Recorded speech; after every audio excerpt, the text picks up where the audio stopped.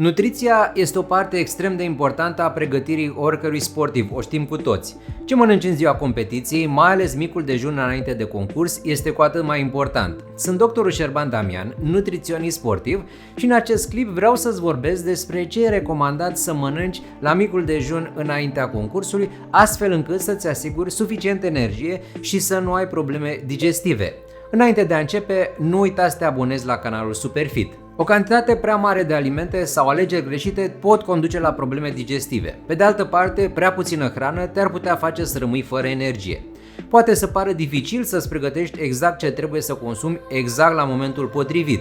Știința oferă unele răspunsuri cu privire la aportul de carbohidrați și alți nutrienți, dar o mare parte din soluție se reduce la preferințele individuale. Hai să analizăm câțiva factori importanți pe care ar trebui să ai în vedere atunci când îți planifici micul dejun dinaintea unei competiții. Carbohidrații sunt cei mai importanți macronutrienți care trebuie să existe în compoziția micului dejun dinaintea competiției, deoarece corpul tău se va baza în mare parte pe ei ca sursă de combustibil în timpul efortului.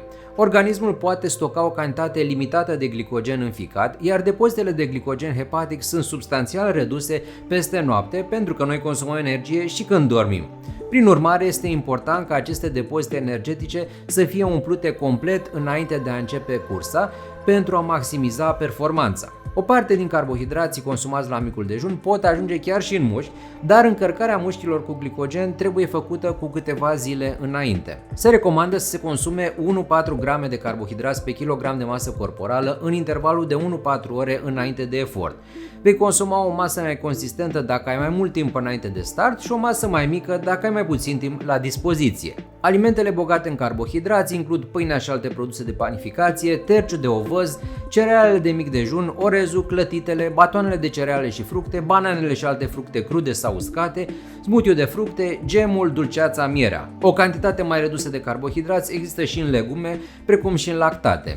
Multe evenimente sportive de anduranță, așa cum sunt cursele de maraton sau cele de triatlon și ciclism, încep dimineața de vreme, așa că este important să obții un echilibru între un somn adecvat, o alimentație adecvată și un intestin fără probleme. Dacă ai probleme gastrointestinale atunci când mănânci prea aproape de momentul efortului, îți va prinde bine să mănânci la un interval mai lung înainte de cursă, respectiv 3-4 ore. Însă dacă nu ai astfel de probleme, bucură-te de încă o oră în pat și ia micul dejun mai aproape de ora startului. Dacă totuși ai probleme cu mâncarea înainte de cursă, chiar și atunci când lași un interval semnificativ între mâncare și efort, încearcă formele lichide de carbohidrați, de exemplu o băutură pentru sportivi sau un smoothie. Indiferent de forma solidă sau lichidă, carbohidrații susțin în același fel resinteza glicogenului după postul nocturn. Dacă ai observat că ai probleme cu cantitățile mai mari, atunci distribuie-le în mai multe gustări de-a lungul dimineții. Există alimente de evitat sau pe care ar trebui să le limitezi cantitativ? Anumite alimente pot crește probabilitatea de disconfort gastrointestinal în timpul unei curse, în special cele care conțin mai multe fibre. Acest lucru se datorează faptului că digestia și tranzitul fibrelor prin tubul digestiv durează mai mult timp, ceea ce poate însemna că ele pot fi prezente încă în stomac și intestinul subțire atunci când te vei afla la linia de start. Carbohidrații cu un indice glicemic mai mic sunt de obicei bogate în fibre. Prin urmare, reducerea carbohidraților cu indice glicemic redus la micul dejun înaintea cursei poate atenua simptomele neplăcute. Mă refer la pâine integrală, fulgi de tărâțe și ovăz, muesli, pâine de secară. Dacă nu ai probleme cu digestia acestor alimente, atunci nu trebuie să le eviți. Consumul unei cantități prea mari de grăsimi poate provoca probleme intestinale, deoarece încetinește viteza cu care alimentele sunt evacuate din stomac. Așadar, este de evitat consumul alimentelor bogate în grăsimi, așa cum sunt ouăle, carnea grasă, uleiurile, produsele de patiserie, untul, margarina, maioneza. Desigur, cu cât este mai lung timpul între micul dejun și start, cu atât este mai puțin important acest element. Însă dacă ai un interval scurt între masă și start, atunci evită consumul acestor grăsimi care încetinesc și digestia carbohidraților. Un alt aspect important este cel al problemelor gastrointestinale din timpul efortului. Despre acest subiect am mai discutat pe canalul Superfit și îți las un link aici și în descriere.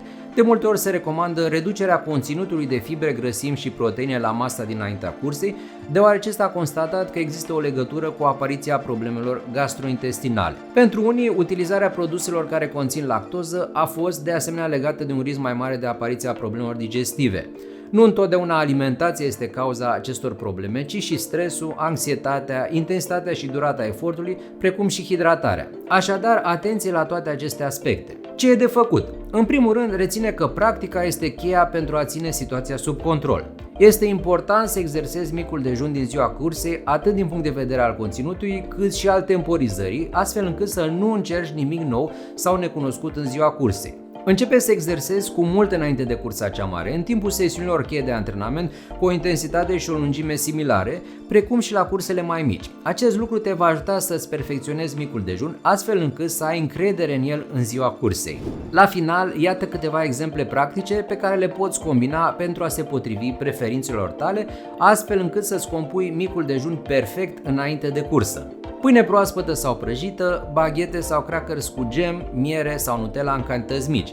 Alege pâine albă dacă ai probleme cu digestia alimentelor bogate în fibre. Terci de ovăz cu gem, compot de fructe, fructe uscate sau miere. Smoothie pe bază de fructe cu ovăz. Batoane de cereale. Acestea pot fi făcute și acasă pentru a satisface preferințele tale sau pot fi unele din comerț. Cerealele de mic dejun. Variantele cu puține fibre includ fulgi de porumb, Crispies de orez, Nestle Fitness, Cheerios. Salata de fructe.